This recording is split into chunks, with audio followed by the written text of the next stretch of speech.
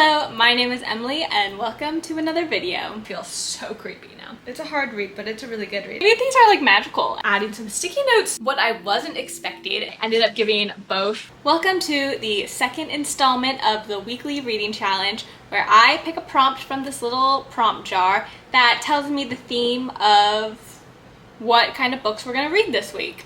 This was a video concept that I created in order to take the decision making away from me and into some little pieces of paper so that keeps it interesting, because there are so many different video ideas and concepts that I want to do at some point in this channel. Without further ado, let's grab a piece of paper. We got flying papers. All right, we have highest and lowest reads. This is going to be the highest and rated. This is going to be all of my books on my physical TBR and their Goodreads rating. I have a shelf on my Goodreads that is just for physical TBR, and let me make sure it's updated. Okay, I think I've got that all updated. We're gonna change how it's sorted by to average rating. All right, and it looks like our very first one with 4.51 average rating and over 5,000 reviews is As Long as the Lemon Trees Grow. Wait, that's actually crazy because that's on my TBR this month. That worked out well. Okay, so maybe these are like magical and they actually work out really well, because I wanted to use this to bring down my monthly TBR and it's working out quite well, and I have her right here since it's on my monthly TBR, As Long as the Lemon Trees Grow. That's fantastic. We only have like a couple days left in the month, so I thought I was going to read the lowest rated first, but I might read this one first so I get it done before the month is over. I mean, unless, let's see what the lowest rated is, but wow, off to such a good start. Okay, I'm gonna hit the reverse button. All right, and we have Beautiful World, Where Are You by Sally Rooney. That actually makes a lot of sense because I've heard you either love or hate Sally Rooney, and this is probably one of her least popular books. It has a 3.54 rating. I'm actually really excited about that. I feel like that doesn't mean it's necessarily a bad book. I think it's just more of a controversial book. So we'll see what side I land on. All right, cool. Let me grab that. All right, here we are. This is really exciting. I got this from a Half Price Books and it's pretty much new. Like, it hasn't been worn in at all. The spine is perfect. So beautiful condition of Beautiful World, Where Are You? I'm not entirely sure what this book is about. I know a lot of Sally Rooney's books are very character centric without much plot. That's what I'm expecting. Got some sirens going.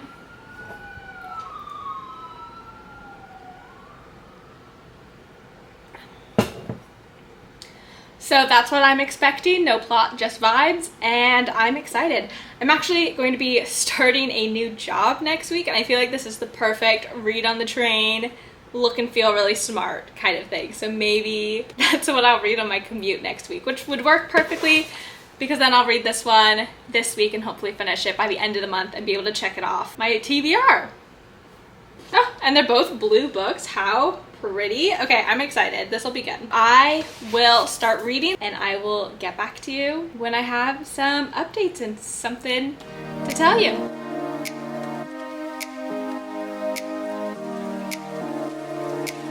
Okay, I'm just over 50 pages in, so I wanted to give you a bit of an update, tell you what As Long as Lemon Trees Grow is about. This book is about Salma. She was a pharmacist student when the Syrian revolution started, and a lot of the doctors in Syria, in the town neighborhood where she's living, where the Free Army is protecting, a lot of the doctors have died. So she has kind of gone from pharmacy student to surgeon and all-around doctor in the past 9-10 months. Therefore, she is a very integral part of society. She saves a lot of lives. She's seen a lot of war story kind of thing. It really reminds me of The Women by Kristen Hanna. We followed a nurse in the Vietnam War. We're following a doctor in the Syrian revolution. It's quite intense, but it's good. It's a great story, and I think it's fantastic to get a new perspective from somewhere else in the world. The conflict that she is currently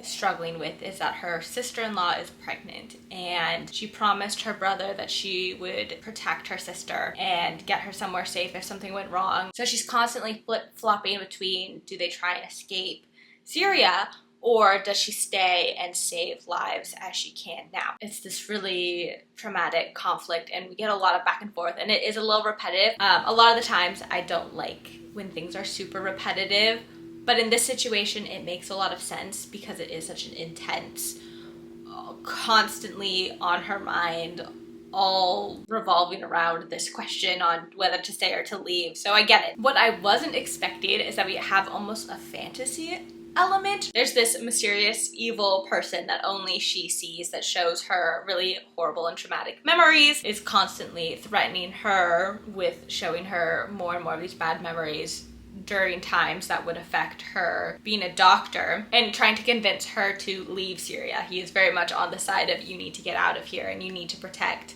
Layla, because currently she's really leaning towards staying. She doesn't want to go, and she's kind of being forced to take next steps into leaving because of this person that only she sees. And she treats it like, oh, you're just in my head, but I'm like, oh, is it like a little fantasy aspect? I'm not entirely sure. Like, he seems like devilish. I don't really know. Then that's also hard because he seems evil and he's trying to get her to leave. Like, okay, is that the right choice? I don't know. So that's really overwhelming. However, then we get this really lovely juxtaposition of Layla is just this very happy, bubbly person who seems to really be Salma's rock, someone that she can come home to at the end of the day, and is this really cheery personality. And even in this really troubling times, like, that's something so important and so dear to hold on to. So that's been really lovely. Oh, and then we're also getting, I know that there was a bit of a romance in this book, and I think we are just starting to meet him now. I think in like the next chapter, we're really gonna get into it. So that's always fun. Like I said, only about 50-ish so pages in, just scratching the surface, but I am curious to see how this goes with the rest of the book. I think it is going to be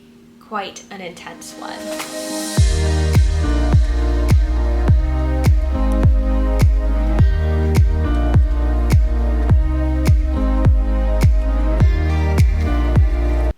It took until page 249 for me to realize that the man that she sees in her head that she's like hallucinating is representing PTSD. Why did it take me so long to put those dots together? Wow, this just puts a whole new lens on the story. How interesting. Wow.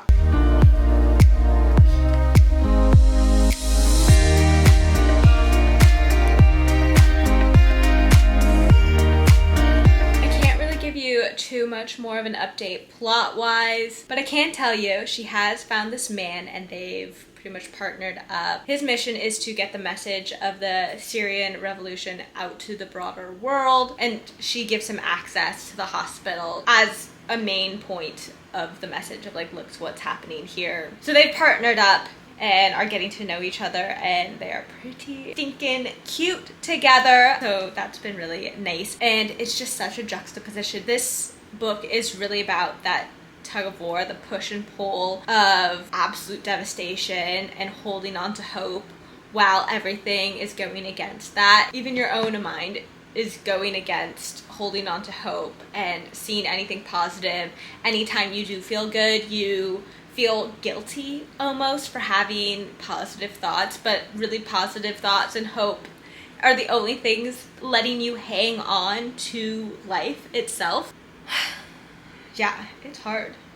It's a hard read, but it's a really good read. I've been reading it so fast. That's the other thing. I've been reading well over 100 pages every single day. This is a really intense book, but it is a pretty fast read. So that's also why I could see people rating it quite highly. I will most likely update you when I'm done. Hello, we got new flowers and fresh water. Very excited for this one.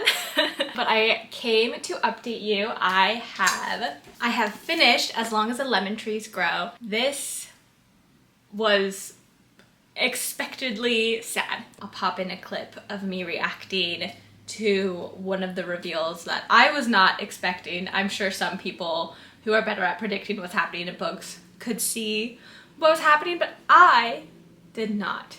And I was very sad. I think I mentioned before, this book is very much about how to hold on to hope when all hope seems lost and when things seem really, really bad, and how you still have to live a life, and especially towards the end, making decisions best for you, even if that means leaving people behind and having to come to grips with the choices you make in order to survive. It's really hard, and I think that this was a fantastic book that everyone should give a try. I really feel like I got a look into a culture that I don't know much about, and a look into a country and a part of the world that I don't know much about, and I think that this was a really beautiful and accessible story that you should give a try. I say accessible because I read it really fast. I was reading over 100 pages, finished it in 3 days, and has a beautiful love story behind all of it that makes it very compelling and I think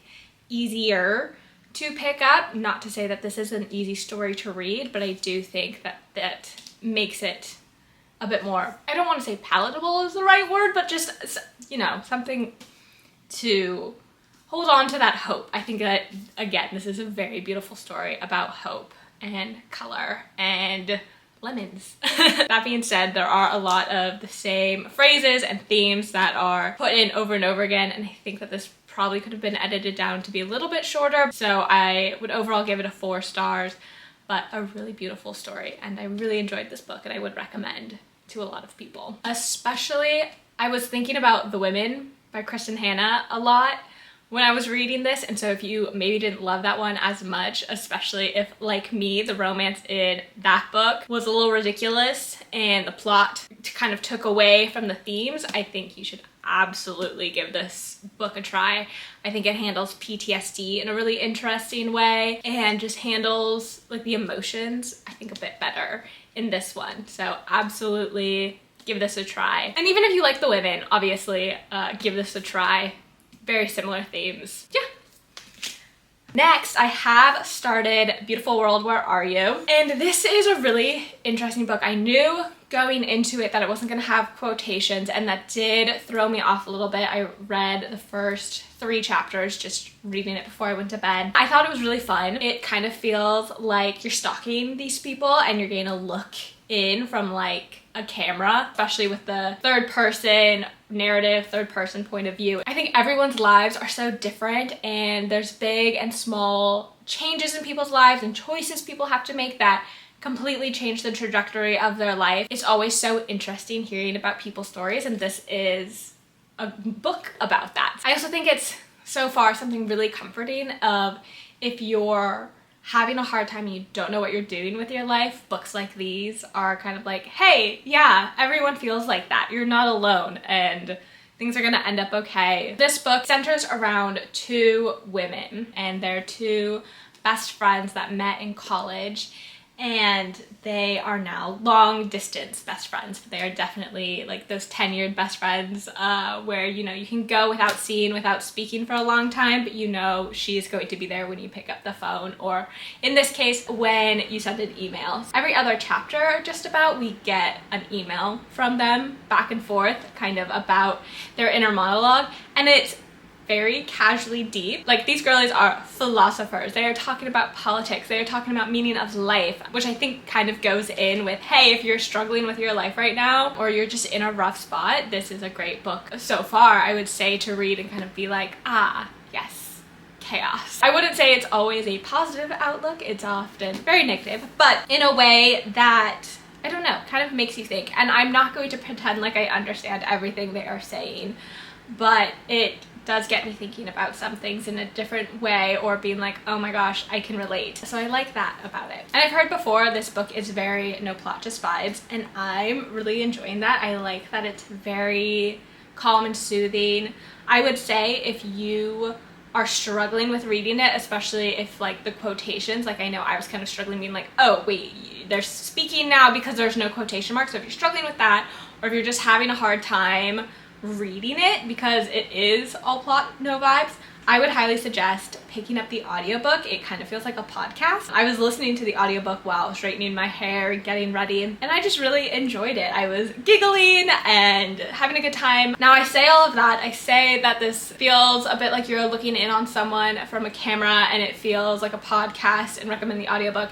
And I did make all those notes in my phone and something I wanted to tell you, but I did say all of that before chapter 7. And now I feel like really creepy telling you all of this because of chapter 7, because tell me why I was not expecting a full chapter of phone sex in this book. What?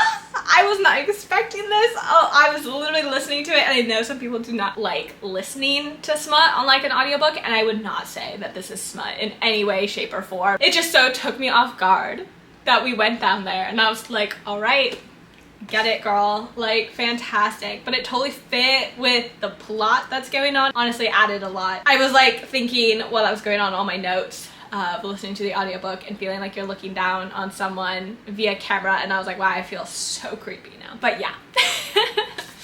So overall, I am really enjoying this book. I'm on page 98, just got to chapter 11, and I love the girls' friendship. Especially because I've been thinking of my best friend, long distance best friend, my 10-year girlies. All of that nostalgia goes into that book as well. So if you have a long distance best friend, I think that this will resonate with you as well. It's just a very beautiful, like the way they update each other on their lives is really cute. And also this is the first book in a while that I'm actually adding some sticky notes to, because I think that there are some funny quotes, and I think that there are some quotes I will want to turn back to. And I know the whole point of this video was that this was the lowest rated book on my physical TBR, and I get it because I'm sure it's not everyone's cup of tea, but it is absolutely my cup of tea so far, and I'm enjoying it. Hopefully that will continue, but I will update you as I keep reading or keep listening, because I'm enjoying the audiobook. Which, PS, the audiobook does feel a little robotic, especially if you're listening to it kind of fast, but I'm enjoying that for this because, I don't know, that just fits the vibe that I'm imagining in my head. This book is so much more about sex than I thought it was going to be. I don't know what I thought, but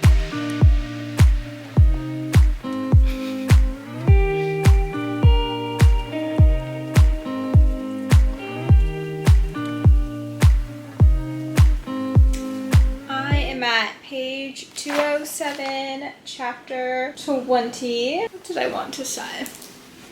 Couple more thoughts. I don't know why I thought that this was just going to be like very just kind of seeing people on the street kind of thing, but no, we get like much more intimate, literally, details about these girls' lives, and it's not in like a smutty way or anything. I would say it's not that kind of book. I think it's the most like realistically unrealistic are two people who are engaging in the activity. They're very open with each other and just kind of talk very bluntly.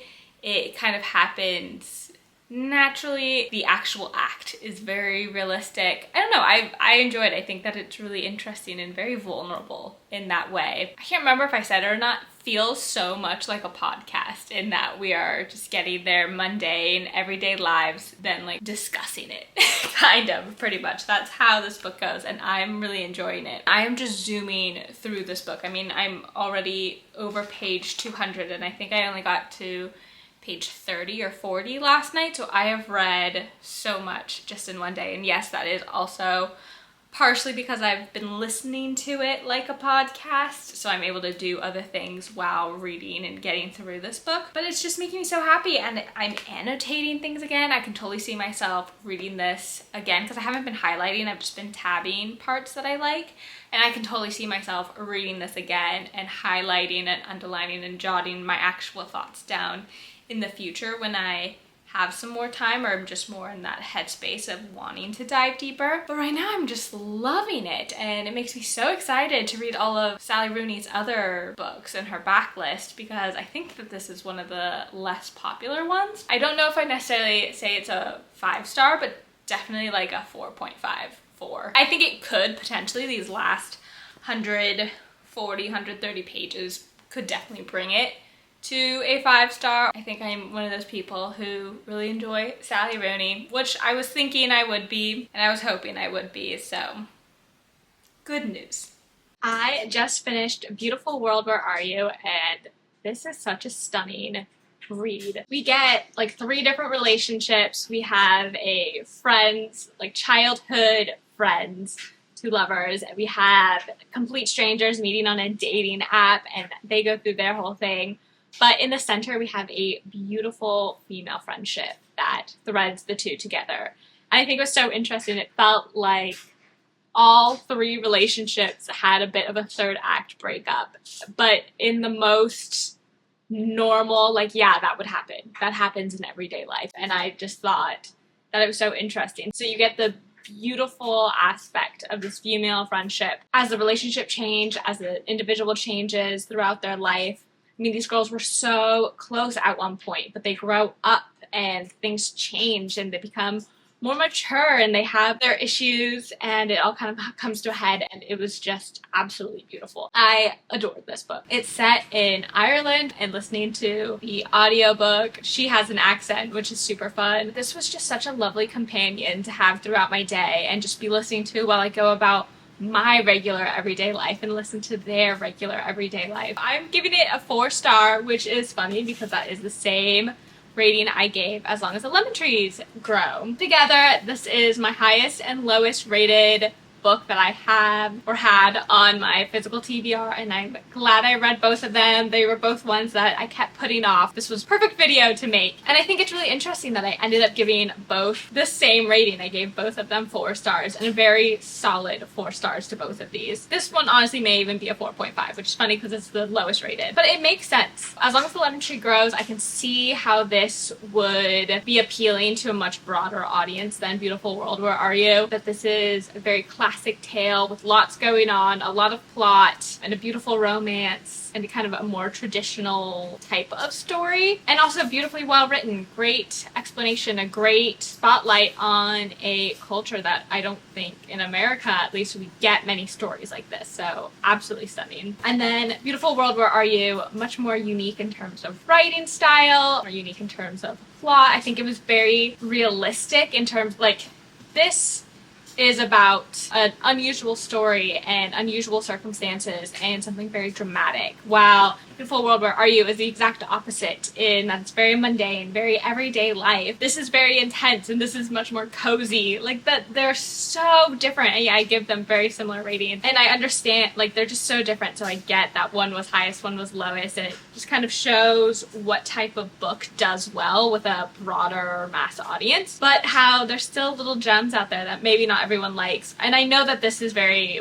polarizing, and or Sally Rooney is very polarizing in that people love her or hate her, so I get it. But yeah, it was just so interesting that 2 books so different on my highest and lowest, yet I loved both of them. They were great, and I recommend both of them very highly. So those are my thoughts for today's video. I hope you enjoy, and I'll see you in the next one. Okay, bye!